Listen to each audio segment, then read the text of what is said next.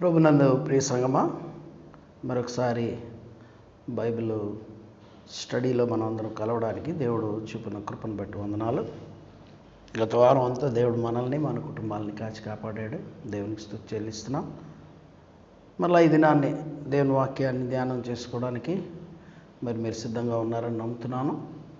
మీ బైబిల్లో పుస్తకాలు తీసుకొని వచ్చి ఈ ధ్యాన కోడికలో మీరు పాల్గొని దీవించబడాలని కోరుకుంటూ ఆహ్వానిస్తూ ప్రార్థన చేసుకుందాం. తల వంచండి, ప్రార్థన చేసుకుందాం. మిక్కిలి ప్రియుడు ఒక తండ్రి, ప్రేమించి మాకు మరొక సమయాన్ని మీ సన్నిధిలో కూడి ఈ విధంగా వాక్యాన్ని ధ్యానం చేసుకోవడానికి మీరు మాకు ఇచ్చిన భాగ్యాన్ని బట్టి వందనాలు. ఈ వాక్యము మా పాదములకు దీపము, మా త్రోవకు వెలుగునైనా. ఈ వాక్యమే మమ్మల్ని జీవింపజేస్తుంది, ఉజ్జీవింపజేస్తుంది, స్థిరపరుస్తుంది, బలపరుస్తుంది అని నమ్మి, ఎందుకంటే మనుష్యుడు రొట్టె వలన మాత్రం కాదు, మీ నోటి నుండి వచ్చి ప్రతి మాట వలన జీవించును అని నీ దాసుడు మా ప్రభు అనే యేసుక్రీస్తు వారు సెలవిచ్చినట్టు మేము ఆ వాక్యాన్ని బట్టి మీ పాదాల దగ్గరకు వస్తున్నాం. ఆ వాక్యాన్ని మేము ధ్యానం చేస్తుండగా మాకు కావలసిన ఆత్మీయ క్షమాభివృద్ధిని దయచేయండి నాయనా. మీరు ఆశించినట్లుగా మేము మీ స్వరూపంలోనికి మలచబడ్డానికి కావలసిన కృపను దయచేయండి. మిమ్మల్ని గూర్చిన అవగాహన, మమ్మల్ని గూర్చిన అవగాహన కలిగిన వారమై మీతో మాకు ఉండవలసిన ఆ సంబంధాన్ని, అవసరతను, ఆవశ్యకతను ఎరుగునట్లు కృపనిమ్మని బ్రతిమలాడుకుంటూ ఈ బైబిల్ ధ్యాన కూడిక అంతట్లో మీ కృపను మాకు తోడుగుంచి నడిపించి మీరే మహిమ పొందమని, ఎంతమంది అయితే ఆసక్తితో కూర్చున్నారో బిడ్డలందరితో మీరు మాట్లాడమని యేసు పరిశుద్ధ నామములో ప్రార్థన అడుగుతున్నాం తండ్రి, ఆమేన్. ప్రియులారా, మరి గత వారం పౌలు ఎఫెసీ సంఘానికి రాసిన పత్రికల గురించి అనేక విషయాలు, దాని బ్యాక్గ్రౌండ్ గురించి తెలుసుకున్నాం. తర్వాత మరి పత్రిక ప్రారంభించుకొని మొదటి అధ్యాయంలో కొన్ని వచనాలు మనం ధ్యానం చేసుకున్నాం గత వారం. మొదటి అధ్యాయం మొదటి వచనం నుండి 14 వచనాలు మనం ధ్యానం చేసుకున్నాం. అందులో 3 భాగాలుగా చూసాం. ఒకటి ఏంటంటే శరీరం ఏర్పడింది. సంఘం ఒక శరీరాన్ని కింద పోల్చాడు ఆయన, ఓ body. Church is a body, Christ is the head of the body. So ఈ సంఘం, ఎఫెస్లో ఉన్న సంఘాన్ని జ్ఞాపకం చేస్తూ, క్రీస్తు శరీరమైన సంఘం, క్రీస్తు అనే తల, శిరస్సు ఆయనకు అంటుకట్టబడి ఉంటే ఆ శరీరం ఎలా పనిచేస్తుంది, ఆ శరీరాన్ని ఆయన ఎలాగా రూపొందించాడు, ఎలాగా సిద్ధపరిచాడు అన్న విషయాలు మనం పోయిన వారం ధ్యానం చేసుకున్నాం. అందులో మొదటి వచనం, మొదటి అధ్యాయం 1 నుంచి 14 వరకు శరీరం ఎలా ఏర్పడింది అన్న విషయాన్ని మనం ధ్యానం చేసుకున్నాం. అందులో ఒక 5 విషయాలు. తండ్రి రూపొందించాడు అన్నది ఏ విధంగా అంటే, మనల్ని దీవించాడు, మనల్ని ఎన్నుకున్నాడు, మనల్ని నిర్ణయం చేసుకున్నాడు, ముందుగానే దత్తత చేసుకున్నాడు, స్వీకరించాడు. ఇదంతా ఎప్పుడు జరిగిందంటే భూపునాదులు వేయబడక ముందే జరిగింది అని అలా మనం చదువుకుంటూ వస్తూ, రెండోది కుమారుడు మనల్ని వెలిగించుకున్నాడు. తండ్రి మనల్ని దీవించి ఏర్పాటు చేసుకున్నాడు, రూపొందించాడు. మోల్డెడ్ అస్, మనల్ని రూపొందించాడు. కుమారుడు వెలిగించి మళ్ళీ మనల్ని కొనుక్కున్నాడు. తర్వాత పరిశుద్ధ ఆత్మ దేవుడు మన జీవితాల్లో సంఘాన్ని భద్రపరిచి దానికి ఉపదేశించేది పరిశుద్ధ ఆత్మడే. ఈ ముగ్గురిని గురించిన విషయం మనం చూసుకున్నాం. అంతేకాకుండా డిస్పెన్సేషన్, ఆ కాలాలు, ఆది కాండము నుండి మొదట నిర్దోష అమాయక యుగం, పాపం అనేది ఎంటర్ అవ్వక ముందు, అక్కడ నుండి మనం గొర్రెపిల్ల నూతన సృష్టి యుగం వరకు 9 విషయాలు, 9 భాగాలుగా ఈ డిస్పెన్సేషన్ అనేది మనం చూస్తాం. అంటే ఒక ప్రత్యేకమైన దేవుని ఒక ప్రత్యేక సంకల్పం వెల్లడించబడగా దానికి మనిషి చూపే విధేయతను పరీక్షించే ఒక స్పష్టమైన కాల పరిమితి, దాన్ని డిస్పెన్సేషన్, పీరియడ్ ఆఫ్ డిస్పెన్సేషన్ అంటారు. ఆ కాల పరిమితిని గురించి అందులో మనం చూసుకున్న విషయాలు. ఇప్పుడు మరి మొదటి అధ్యాయం 15వ వచనం నుండి 23వ వచనం వరకున్న ఈ లేఖన భాగాన్ని మనం చదువుకుందాం. మీ బైబిల్ తీసి మీరు నాతో కలిసి చదవాలని మనవి చేస్తూ ఉన్నాను. ఎఫెసీయులకు రాసిన పత్రిక మొదటి అధ్యాయం 15వ వచనం నుంచి. ఈ హేతువు చేత ప్రభువైన యేసునందలి మీ విశ్వాసమును గూర్చి పరిశుద్ధులందరి ఎడల మీరు చూపుచున్న విశ్వాసమును గూర్చి నేను వినినప్పటి నుండి మీ విషయమై మానక దేవునికి కృతజ్ఞతాస్తులు చెల్లించున్నాను.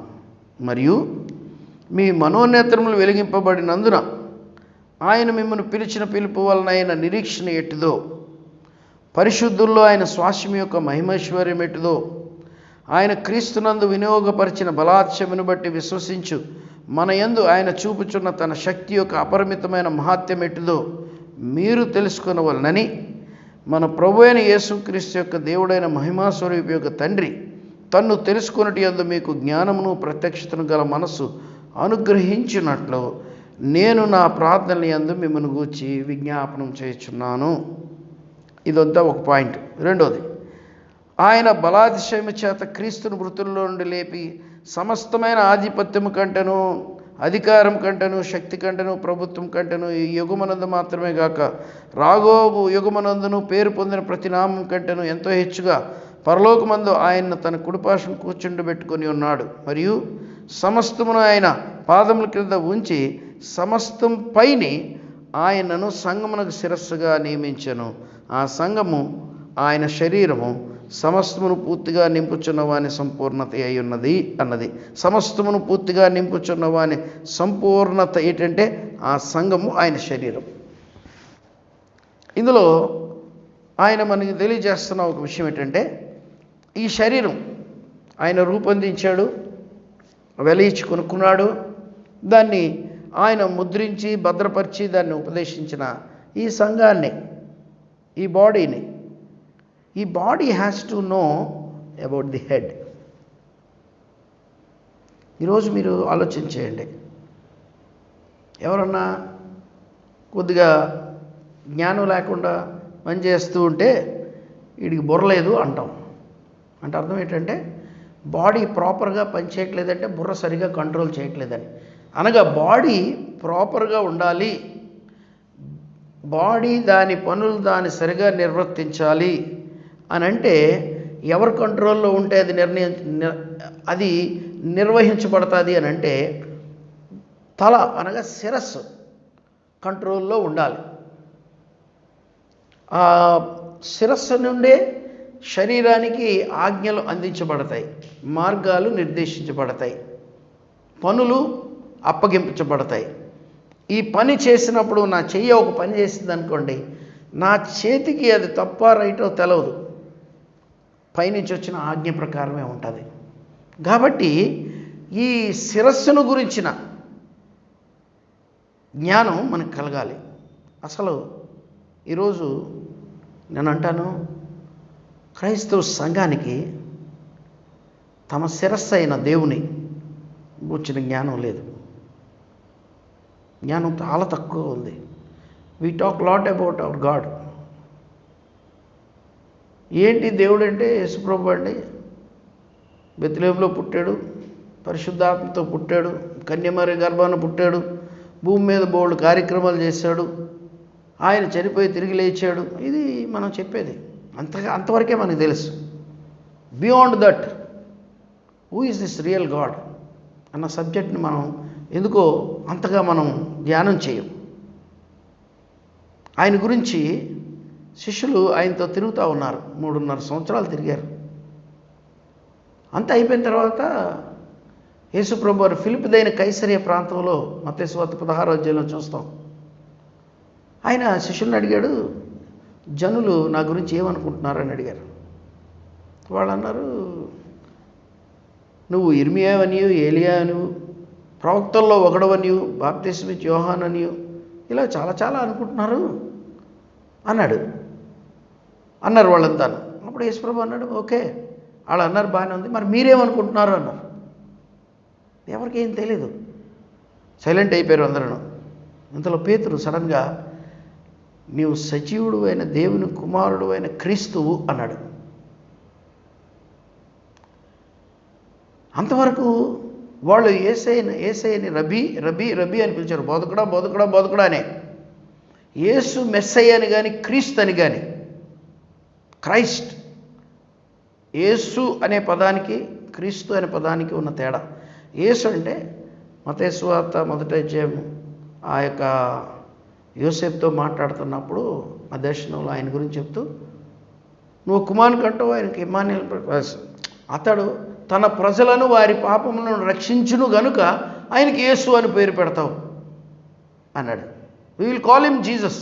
జీసస్ అంటే సేవియర్, రక్షకుడు. బికాస్ వారి పాపముల నుండి ఆయన వారిని రక్షిస్తాడు కాబట్టి మనం ఆయన్ని యేసు అంటాం. కానీ ఆయన క్రీస్తు అనగా దేవుని చేత పంపబడినవాడు, అభిషేక్తుడు, దేవుని చేత అభిషేకింపబడినవాడు, దేవుని కుమారుడు, మానవాళి రక్షణార్థం భూమి మీదకి పంపించబడినవాడు అనగా నన్ అదర్ దెన్ గాడ్. దేవుడే ఈ లోకానికి వచ్చిన ఆ విషయం. ఆయన దేవుడు అంటే ఆ దేవుని యొక్క గొప్పతనం ఏంటో మనకు తెలుస్తుంది. దేవుడు అనే పదం ఎవరికి వాడతాం? ఈ భూమి మీద ఈయన దేవుడు లాంటి మనిషి అంటే మనిషిలో లేని క్వాలిటీస్ అన్నీ ఆయనలో ఉంటే ఆయన దేవుడు అంటాం. అలాగా దేవుడు కూర్చిన అవగాహన మానవుల్లో చాలామందికి లేదు, క్రైస్తవుల్లో లేదు. అందుకే మనం దేవుడిని దేవుడిగా ఆరాధించలేకపోతున్నాం, దేవుడిని దేవుడిగా ఆరాధించట్లేదు. We are not worshipping not because what he is, but because what he gives. ఆయన మనకి ఏమి ఇచ్చాడో, మనకి ఏం చేశాడో దాన్ని బట్టి, కానీ అసలు ఆయన ఏమై ఉన్నాడో దాన్ని బట్టి మనం ఆరాధించం. అసలు ఆరాధించేది ఆయన ఏమై ఉన్నాడో దాన్ని బట్టి మనం ఆరాధించాలి ఆయన్ని. తర్వాత ఆయన ఏమి ఇచ్చాడో దాన్ని బట్టి. ఈ అవగాహన చాలా అవసరం మన సంఘానికి. ఇప్పుడు పౌలు ఈ 15వ వచనం నుంచి 23వ వచనంలో వరకు ఆయన చేసే ఒక ప్రార్థన. ఆ ప్రార్థన ఏంటంటే, ఈ మహిమాన్వితుడైన దేవుణ్ణి గూర్చిన జ్ఞానం మానవుడికి కలగాలి, విశ్వాసికి కలగాలి అని, కన్నులు తెరవబడాలి, ఆ దర్శనం రావాలి, ఆ ప్రత్యక్షత కావాలి అని ప్రార్థన చేస్తూ ఉన్నాడు. అందులో ఎఫెసులో ఉన్న సంఘం ఈ క్రింది విషయాలు ఎరగాలని పౌలు మనస్ఫూర్తిగా హోల్ హార్టెడ్లీ కోరుకుంటున్నాడు. ఈరోజు వాక్యం వింటున్నా నువ్వు కూడా, పరిశుద్ధాత్మ దేవుడు, తండ్రి అయిన దేవుడు, కుమారుడైన దేవుడు, నీవు నేను కూడా ఈ క్రీస్తుని గురించి, ఈ శిరస్సును గురించి, ఆ దేవుని గురించి సంపూర్తిగా ఎరగాలి అన్నది దేవుని చిత్తం. అంటే ఏంటి ఆ దేవుణ్ణి ఎరగడం అంటే ఏంటి అంటే, 17వ వచనం చూద్దాం. ఆ దేవుని గురించి ఏమంటాడంటే, మీ మనోనేత్రములు వెలిగింపబడినందున ఆయన మిమ్మును పిలిచిన పిలుపు వలన నిరీక్షణ ఎట్టుదో, పరిశుద్ధుల్లో ఆయన స్వాస్యం యొక్క మహిమైశ్వర్యం ఎట్టుదో, ఆయన క్రీస్తునందు వినియోగపరిచిన బలాత్సయాన్ని బట్టి విశ్వసించు మనందు ఆయన చూపుచున్న తన శక్తి యొక్క అపరిమితమైన మహాత్యం ఎట్టుదో, మహిమైశ్వర్యం ఎట్టుదో, మహాత్యం ఎట్టుదో మీరు తెలుసుకొనవలనని మన ప్రభు అయిన యేసు క్రీస్తు యొక్క దేవుడైన మహిమా స్వరూపియగు తండ్రి తన్ను తెలుసుకొనుటి అందు మీకు జ్ఞానమును ప్రత్యక్షతను గల మనస్సు అనుగ్రహించినట్లు నేను నా ప్రార్థనలు యందు మానక జ్ఞాపకం చేసుకుంటున్నాను అంటాడు. మహిమాన్వితుడైన దేవుడు. 2 విషయాలు చెప్తున్నాను వినండి. మహిమాన్వితుడైన దేవుడు, రెండోది దేవుని మహిమ. ఇది కొద్దిగా ఆలోచించాలి. ఒకటి మహిమాన్వితుడైన దేవుడు, రెండోది దేవుని మహిమ. Glorified God, God's glory. ఈ రెండింటికి డిఫరెన్స్ ఉంది. ఈ దేవుని మహిమ ఏ విధంగా వెల్లడి అవుతుంది అని అంటే, మొదట 18, 19 వచనాల్లో విశ్వాసంలో వెల్లడైన మహిమ. ఆ మహిమ మనలో కూడా ఉంటుంది, మనలో కూడా వెల్లడవుతుంది. రోమీయులకు రాసిన పత్రిక 8వ అధ్యాయము 30వ వచనం, 29, 30 వచనాల్లో దేవుడు మనల్ని ఎందుకు పిలిచాడు, ఎందుకు ఏర్పాటు చేసుకున్నాడు అన్న విషయాన్ని గతసారి నేను మాట్లాడాను, మళ్ళీ చూపిస్తాను చూడండి.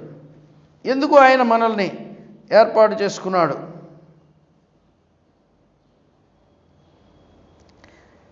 30వ వచనం, మరియు ఎవరిని ముందుగా నిర్ణయించినో వారిని పిలిచెను, ఎవరిని పిలిచినో వారిని నీతిమంతులుగా తీర్చెను, ఎవరిని నీతిమంతులుగా తీర్చెనో వారిని మహిమపరిచెను. మానవుల్లో ఆ మహిమ, దేవుని మహిమ మానవుల్లో, విశ్వాసంలో వెల్లడవాలి. రెండోది కుమారునిలో వెల్లడైన మహిమ 20-21 వచనాల్లో మనం చూస్తాం. ఆయన అతిశయము చేత, ఆ బలాతిశయం చేత క్రీస్తును మృతుల్లో నుండి లేపి సమస్తమైన ఆధిపత్యము కంటేను, అధికారం కంటేను, శక్తి కంటేను, ప్రభుత్వం కంటేను, ఈ యుగమునందు మాత్రమే కాక రాబోయే యుగమునందు పేరు పొందిన ప్రతి నామము కంటేను ఎంతో హెచ్చుగా పరలోకమున ఆయన తన కుడిపార్శ్వమున కూర్చుండబెట్టుకున్నాడు. మరియు సమస్తమును ఆయన పాదం కింద ఉంచి సమస్తం పైన ఆయన సంఘమునకు శిరస్సుగా నియమించెను అని క్రీస్తు యొక్క కుమారునిలో వెల్లడైన మహిమను గురించి మాట్లాడుతున్నాడు.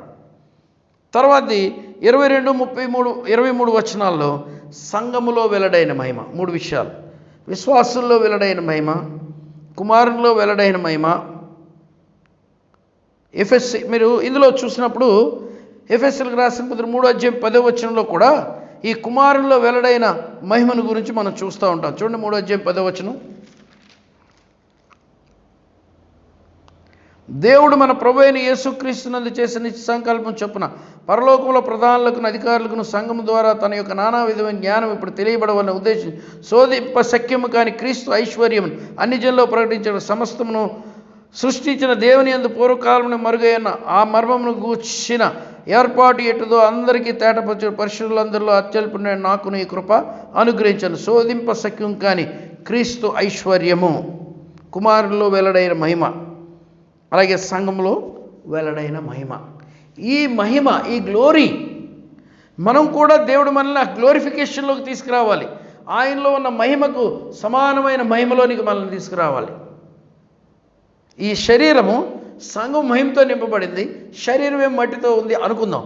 ఈ మట్టితో ఉన్న శరీరాన్ని ఈ మహిమతో నిండిన ఈ శిరస్సుతో సమానంగా తీసుకురావాలి. ఈ సత్యాన్ని బాడీ ఎరగాలి, సంఘం ఎరగాలి. అందుకే వారికి ప్రత్యక్షత కలగాలి, ఆ రివల్యూషన్ రావాలి, ఆ జ్ఞానం కావాలి, ఆ మహిమాన్వితుడైన దేవుణ్ణి ఎరగాలి. ఆ మహిమాన్వితుడైన దేవుని యొక్క మహిమ ఏంటో తెలియాలి. ఆ ఐశ్వర్యం ఏంటో, ఆ ఘనత ఏంటో, ఆ గొప్పతనం ఏంటో once we no, we choose him డెఫినెట్గా. మనం ఆయన ఎవరు ఎరక్క ఆయన దగ్గరికి వెళ్ళట్లేదు. చాలాసార్లు మనం చూడండి, కొన్ని వస్తువుల యొక్క విలువ తెలియక వాటిని మామూలు పడేస్తాం. వాటి విలువ తెలిసినప్పుడు వాటిని మనం హత్తుకుంటాం. అలాగే దేవుడు ఎవరో మనకి అర్థమైతే, దేవుని యొక్క గొప్పతనం ఏంటో, ఆయన పరలోకములో మన కొరకు దాచి ఉంచిన ఐశ్వర్యం ఏంటిదో, ఆ ఐశ్వర్యానికి పొందుకోవడానికి మనం చూపిస్తున్న విశ్వాసం యొక్క నిరీక్షణ ఎట్టిదో, ఆ నిరీక్షణ ఫలం ఎలాంటిదో మనకు తెలియాలి. ఆ తెలియడం కొరకు ఆయన చేస్తున్న ప్రార్థన, ఆ విధంగా సంఘాన్ని ఆయన ప్రతిష్ఠిస్తూ ఉన్నాడు. ఆ సంఘంలో వెల్లడైన మహిమ, కుమారుల్లో వెల్లడైన మహిమ, విశ్వాసంలో వెల్లడైన మహిమ. ఈ సత్యం చాలామందికి అర్థం కాదు.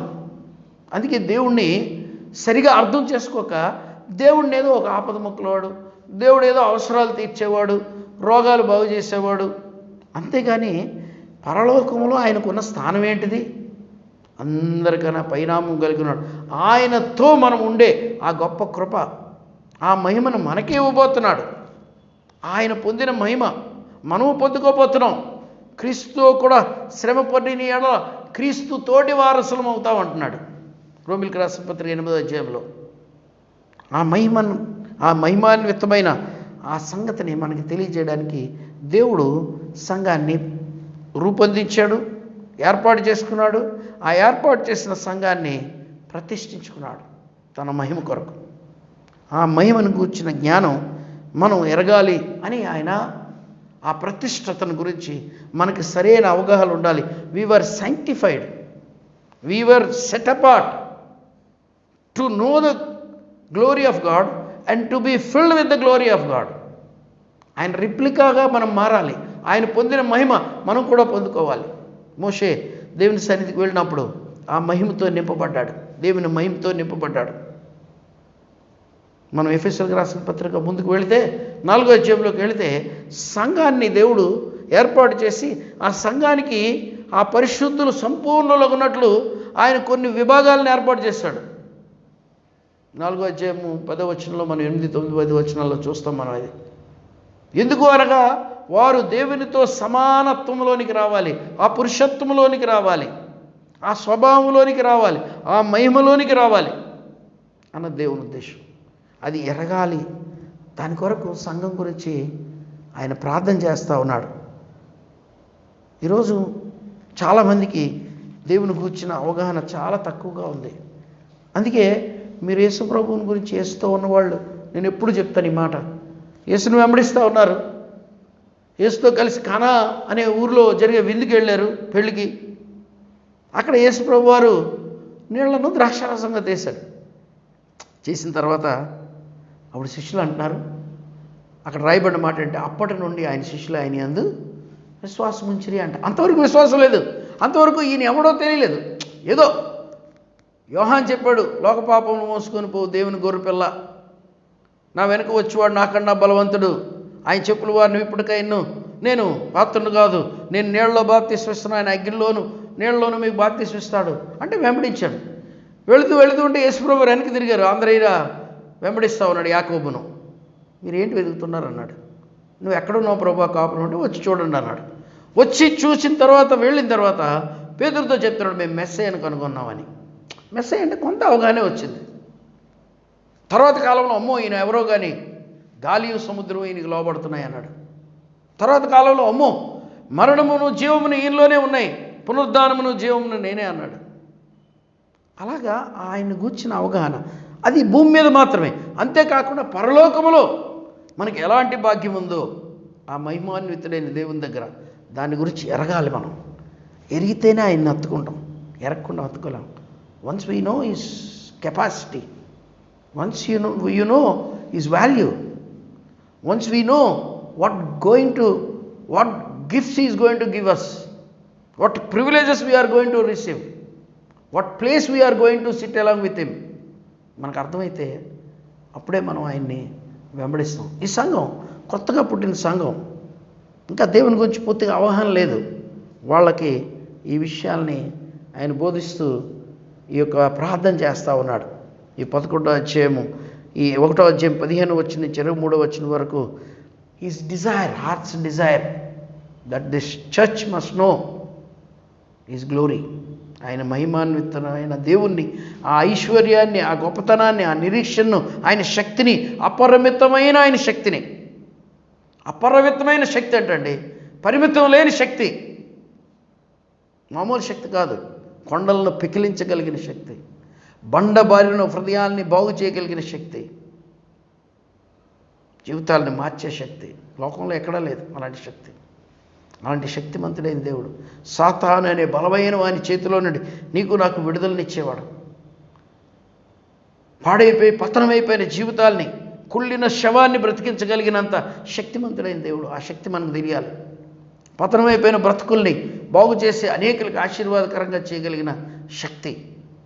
మనం ఏదో యుద్ధాలు చేసి వాడిని వీడిని జయించే శక్తి కాదు. ఆ శక్తి ఏంటంటే తిమోతికి రాసిన పత్రికలో పౌలు అంటాడు, పూర్వం నేను దోషకుడను, హింసకుడను, హానికరుడును, అలాంటి నన్ను రక్షించి తన పనికి నమ్మకస్తుడిగా ఎంచుకున్నాడు. అది శక్తి. పతనమైపోయిన పాపంలో ఉన్న చెడిపోయిన జీవితాల్ని పరిశుద్ధతలోనికి తీసుకురాగలిగిన శక్తి, నీతిమంతులుగా తీర్చగలిగిన శక్తి, దేవుని స్వభావంలోనికి నడిపించగలిగిన శక్తి, దేవునితో కుమారునితో కలిసి జీవించగలిగిన యోగ్యతను ఇవ్వగలిగిన శక్తి తండ్రిది. ఆ శక్తిని ఎరగాలి మనం. దాని కొరకు ఆయన ప్రార్థన చేస్తూ ఉన్నాడు, ఈ శక్తిని ఎరగాలని. మనం ఆలోచించేద్దాం కొద్దిగా. ఈ పౌలు అసలు ఈ సంఘాన్ని ప్రారంభించినప్పుడు జస్ట్ ఒక 30 మంది తోటి ఆయన 12 మందితో ఆయన స్టార్ట్ చేశాడు. ఆయన అది ఎవరితో స్టార్ట్ అయింది? అపోల్లో అనే ఒక పూర్తిగా దేవుని గురించి అవగాహన లేని, పరిశుద్ధాత్మ యొక్క ప్రత్యక్షతను గురించిన అవగాహన లేని ఒక ఆయన ద్వారా అది ప్రారంభించబడింది. తర్వాత పౌలు వారికి బోధిస్తూ ఉన్నాడు, కానీ వారి హృదయాలు కఠినమైపోయాయి. అప్పుడు ఆయన తురన్ను ఒక ఫిలాసఫర్ దగ్గరికి వెళ్ళిపోయి అక్కడ 2 సంవత్సరాలు వారికి బోధించినప్పుడు దేవుడు అక్కడ ఈ 2 సంవత్సరాలు వాడిన తర్వాత ఈ సమయంలో అక్కడ యేసు ప్రభు వారు పరిశుద్ధాత్మ దేవుడు వీరి ద్వారా గొప్ప కార్యాలు చేయించి, అద్భుతాలు ఆశ్చర్యకార్యాలు చేయించడం ద్వారా ఆ ఆసియా మైనర్ అంతా కూడా సువార్త ప్రకటించబడింది ఈ సంఘం ద్వారానే. ఆ శక్తి, ఆ సామర్థ్యం వారిలో ఉంది. ఆ శక్తి సామర్థ్యాన్ని వారు లోకానికి చూపించారు. లోకంలో స్వార్థ వెల్లడి అయిపోయింది. అప్పుడు పౌలు ద్వారా అద్భుతాలు, ఆశ్చర్యకార్యాలు ఆ ఎఫెస్ చర్చ్లో జరిగినప్పుడు అందరూ ఆశ్చర్యపోయారు.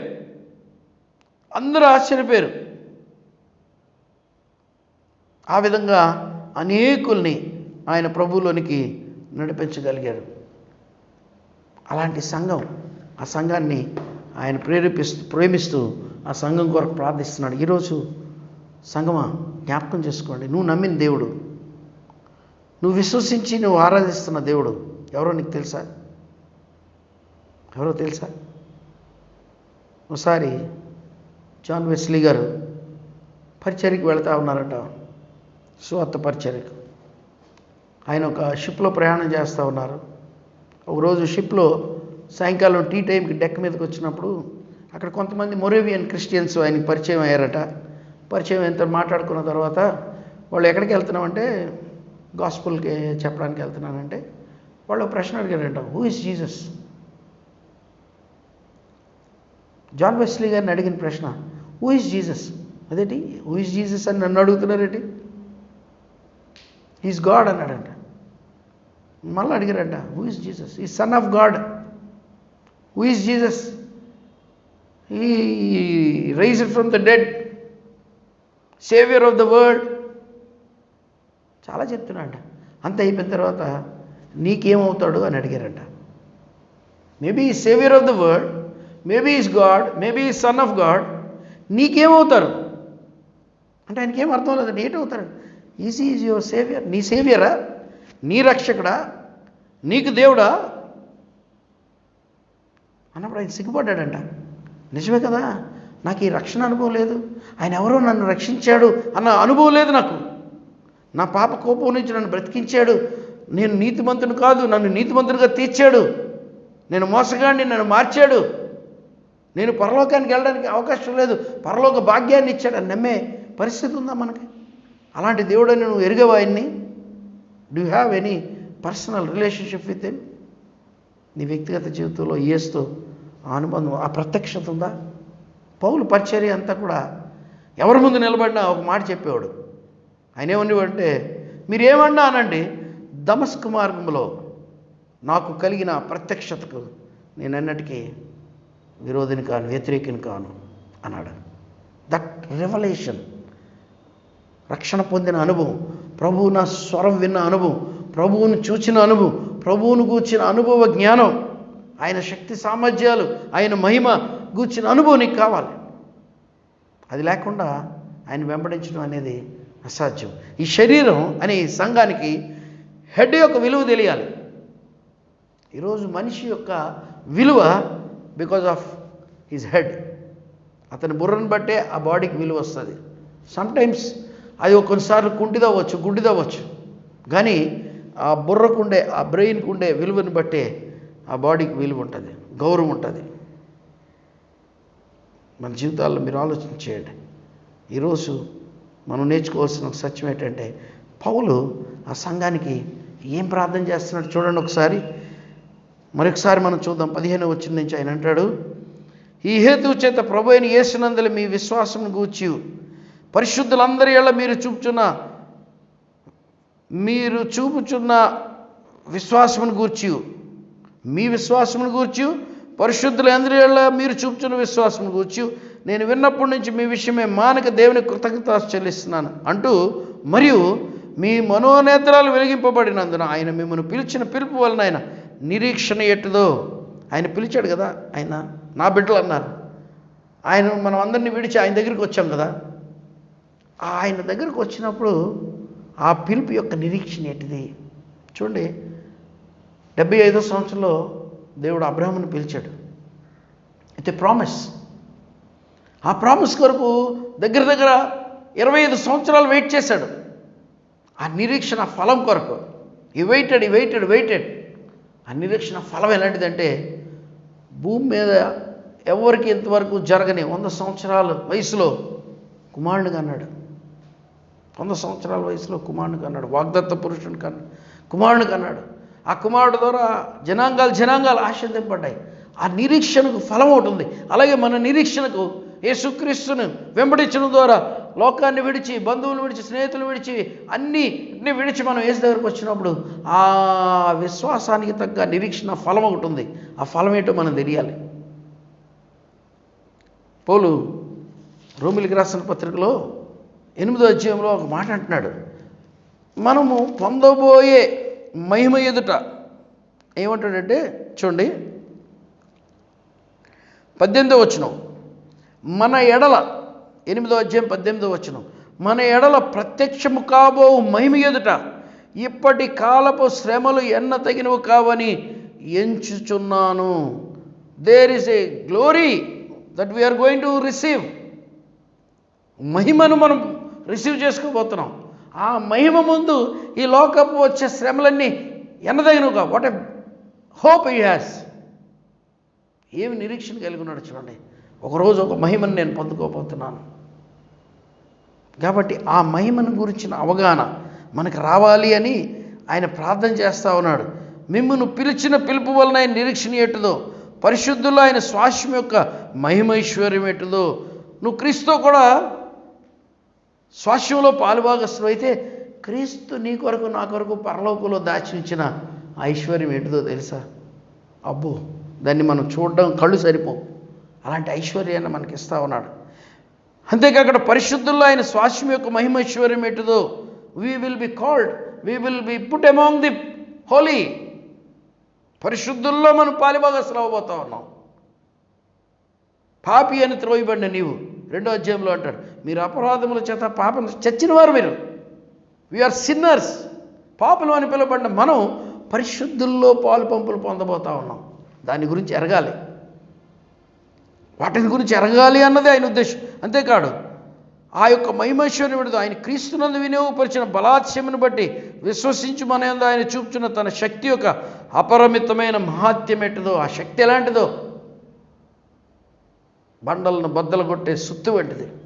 జీవితాలని మార్చి పాపులను పరిశుద్ధులుగా చేసేది. ఆ శక్తి ఏంటో తెలియాలి, ఆ బలాత్స్యం ఏంటో తెలియాలని ఆయన ప్రార్థన చేస్తూ ఉన్నాడు. Let us pray. దేవా, నాకు ఆ ప్రత్యక్షత దయచేయి. ఆ నిరీక్షణ ఎట్టిదో, ఆ మహిమైశ్వర్యం ఎట్టిదో, ఆ బలాధిక్యం ఎట్టిదో నాకు తెలిసేలాగా నాకు ఆ ప్రత్యక్షతని, ఆ జ్ఞానాన్ని ఇవ్వు, ఆ బుద్ధిని ఇవ్వమని ప్రార్థన చేద్దాం. ఇది మస్ట్ చేయాలండి, మనం చేయాలి. సొలొమోను ప్రార్థన చేశాడు, దేవా నాకు జ్ఞానమి, జ్ఞానహృదయమి. ఈ యొక్క ఇంత విస్తారమైన ప్రజలను పరిపాలించడానికంటే దేవుడు ఇచ్చాడు. నువ్వు అడుగు, దేవా నాకు జ్ఞానమే, నువ్వెవరో నాకు తెలియాలి. ఆ పరలోకం ఏంటి, దాని వెనకాతలో మహిమ ఏంటి, అక్కడ ఉండే స్వాస్యం ఏంటి, ఆ గొప్పతనం ఏంటో తెలియాలి. Once you no it. అందుకే పౌలు అంటాడు, నేను దర్శనాలు కలిగాయి, నేను చూశాను, మధ్యాకాశానికి కొనుకోబడ్డాను, అమ్మో అక్కడికి వెళ్ళిపోవాలని ఎంతో ఆశపడతా ఉన్నాను. అలాంటి ఆశ మనలో రావాలంటే ఆ సత్యాన్ని మనం ఎరగాలి. ఆ ప్రత్యక్షత మనకు కావాలి. అలాంటి ప్రత్యక్షత దేవుడు నీకు నాకు దయచేయలాగున ప్రార్థన చేద్దాం. పౌలు ప్రార్థన చేస్తున్నాడు సంఘానికి. మనం ఒక సంఘంగా ఉన్న body of Christ. We should know the glory of head. దేవుని సంఘానికి శిరస్సు అయిన క్రీస్తు యొక్క మహిమేటో అర్థం అవ్వాలి, ఆయన బలమేటో అర్థం అవ్వాలి, జ్ఞానమేటో అర్థం అవ్వాలి. అలాంటి కృప నీకు నాకు దేవుడు దయచేయను గాక. ప్రార్థన చేసుకుందాం. తల వంచండి. పరిశుద్ధులకు తండ్రి, జీవము గల దేవా, పౌలు ఎఫెసీ సంఘానికి రాస్తూ ఈ మొదటి అధ్యాయం 15 వచ్చి నుంచి 23 వరకు ఒక విశ్వాసి యొక్క మహిమ, క్రీస్తులో వెల్లడి అయిన మహిమ, సంఘం ద్వారా వెల్లడి అవుతున్న మహిమ, ఈ గ్లోరిఫికేషన్ అనేది, ఈ మహిమ అనేది ఆ గొప్పతనాన్ని, ఆ మహిమ యొక్క గొప్పతనాన్ని ఎరుగునట్లు మా అందరి మనోనేత్రాలు వెలిగించమని పౌలు సంఘం గురించి ప్రార్థన చేసినట్లు మేము ప్రార్థన చేస్తున్నాం. ప్రభువా, మా మనోనేత్రాలు వెలిగించండి. మీ గూర్చిన నిరీక్షణ యొక్క ఫలం ఏంటిదో, ఆ మహిమైశ్వర్యం ఏంటిదో, నైనా ఆ బలాధిక్యం ఏంటిదో మేము ఎరుగునట్లు మా మనోనేత్రాలు వెలిగించి సత్యాన్ని గ్రహించి మిమ్మల్ని వెంబడించి మీ కొరకు ఒక ఆలయంగా, ఒక శరీరంగా, ప్రతిష్ఠింపబడిన శరీరంగా, మీ శిరస్సు అయిన మీకు తగిన శరీరంగా మేము ఉండునట్లు, ఆ మహిమను మేము పొందుకున్నట్లు కృపనిమ్మని ఈ దిన దీవులతో నింపండి. వాక్యం వెంటనే బిడ్డలందరినీ దీవించి ఆశీర్వదించమని యేసు పరిశుద్ధ నామములో ఈ ప్రార్థన అడుగుతున్నాం తండ్రి. ఆమెన్. ఇప్పుడు మన పరమ తండ్రి అయిన దేవుని ప్రేమ, ప్రభువు రక్షకుడైన యేసుక్రీస్తు వారి కృప, ఆదరణకర్త అయిన పరిశుద్ధాత్మ దీవెన సదా మీకు తోడయండి నడిపించును గాక. ఆమెన్. ఆమెన్. ఆమెన్.